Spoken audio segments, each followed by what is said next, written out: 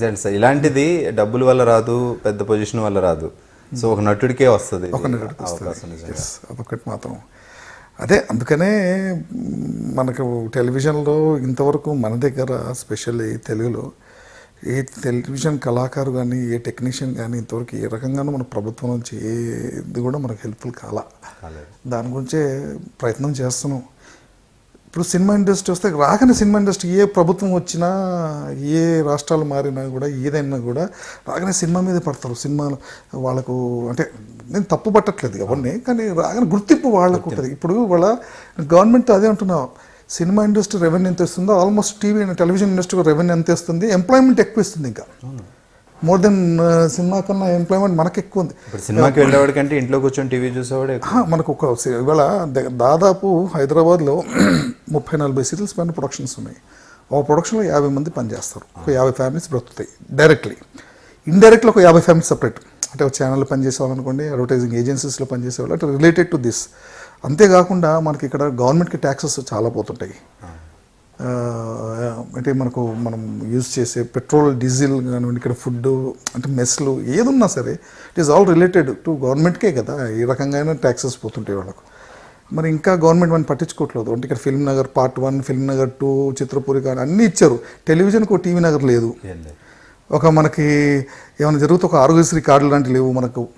ఇప్పుడు ఏమైనా అయింది వాళ్ళ ఆర్టిస్టులే చాలామంది కూడా ఏమైనా జరిగితే హాస్పిటల్ తీసుకెళ్తే ఏ ఒక్కటి కూడా అంటే గవల్ల 10,000-20,000 ఉండవండి మన దగ్గర. చాలామంది దగ్గర లేదు.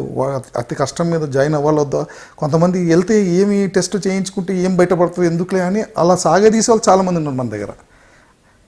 అంటే రోగం అంటే ఏదో ప్రాబ్లం ఉందనుకోండి, చూపిస్తే మళ్ళీ ఆ డాక్టర్ మందులు అంటాడు, మళ్ళీ డబ్బులు ఉండవు, మనం టెస్ట్లు అంటారు, ఇవన్నీ ఎందుకులే అని వదిలేసిన వాళ్ళు, అలా పోయిన వాళ్ళు కూడా ఉన్నారు. అలా కాకుండా ఏదన్నా ఒకటి ఉండాలని ఒక నా తపన. ఈ గవర్నమెంట్ వచ్చిన తర్వాత సరే వాళ్ళు ముందుకు వచ్చారు, వాళ్ళు అడుగుతారు. అయితే 2-3 డిమాండ్స్, అంటే డిమాండ్స్ కాదు, 2-3 రిక్వెస్ట్లు పెట్టాము. ఫస్ట్ ఆరోగ్యశ్రీ కార్డులు కావాలి మాకు టెలివిజన్ పరిశ్రమ వాళ్ళకు కూడా. ఆరోగ్యశ్రీ కార్డు ముందు భయం పోతుంది, ఏంటంటే ముందు అడ్మిట్ అయిపోతాం, ట్రీట్మెంట్ అయిపోతుంది. ఇప్పుడు మేము ప్రస్తుతం ఏంటంటే టీవీ ఆర్టిస్ట్ అసోసియేషన్ తరఫున కిమ్స్ బలేని భాస్కరరావు గారు CEO గారు, MD గారు, వారు మాత్రం మాకు ఒక దాదాపు 8-10 years నుంచి ప్రతి టీవీ ఆర్టిస్ట్కి మనకు 70% వరకు డిస్కౌంట్స్ హెల్త్ కార్డ్స్ ద్వారా. అక్కడ ఒకటి మనం టీవీ అసోసియేషన్ తరఫున చేస్తాం. ఈ మధ్య ఇంకో హాస్పిటల్తో ఒకటి అయిపోయాం. టోటల్ ఫెడరేషన్కి ఆల్ 24 క్రాఫ్ట్స్కి వాళ్ళు కూడా ఒక హాస్పిటల్ 75% వరకు వాళ్ళు ముందుకు వచ్చారు, వితౌట్ ఎనీ ప్రీమియం కట్టకుండా, ఇన్ పేషెంట్ అవుట్ పేషెంట్ కానీ. సో అలాంటివి ఏమైనా చిన్న చేయగలుగుతున్నాం. కానీ చాలామంది క్యాన్సర్తో బాలకృష్ణ గారిని కూడా అడిగాము, వారు కూడా డిస్కౌంట్స్ ఇస్తానన్నారు. సో ఏమన్నా చాలామంది affected families, cancer affected families ఉన్నారు. ఆరోగ్యంగా పరంగా కూడా కొంతమంది కొంచెం అంటే ఏం చెప్తాం అంటే వర్క్ లేక డిప్రెషన్. మొన్న ఈ మధ్య ఒక ఆర్టిస్ట్ అయితే షుగర్ BP ఉంది, వర్క్ లేక డిప్రెషన్లోకి వెళ్ళిపోయి తను ఏం తినక చేయక తన ఆరోగ్యం పాడు చేసుకుంటాను. అంటే ఇంకా హాస్పిటల్కి వెళ్తే ఖర్చులు అవుతాయని అలా పోయింది ఆవిడ, పెద్ద ఆవిడ. ఎలా బతకాలి అనే ఆలోచన, నెక్స్ట్ ఏంటి అనేది ఒక టెన్షన్తో ఉన్న వాళ్ళు. సో అవన్నీ చూస్తున్నప్పుడల్లా బాధేస్తుంది.